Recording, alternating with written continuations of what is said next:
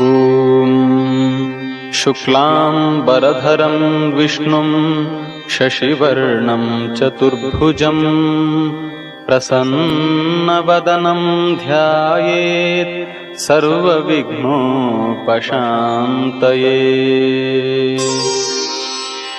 ॐ गणेश्वरो गणक्रीडो गणनाथो गणाधिपः एकदन्तो वक्रतुण्डो गजवक्त्रो महोदरः लम्बोदरो धूम्रवर्णो विकटो विघ्ननाशः सुमुखो दुर्मुखो बुद्धो विघ्नराजो गजाननः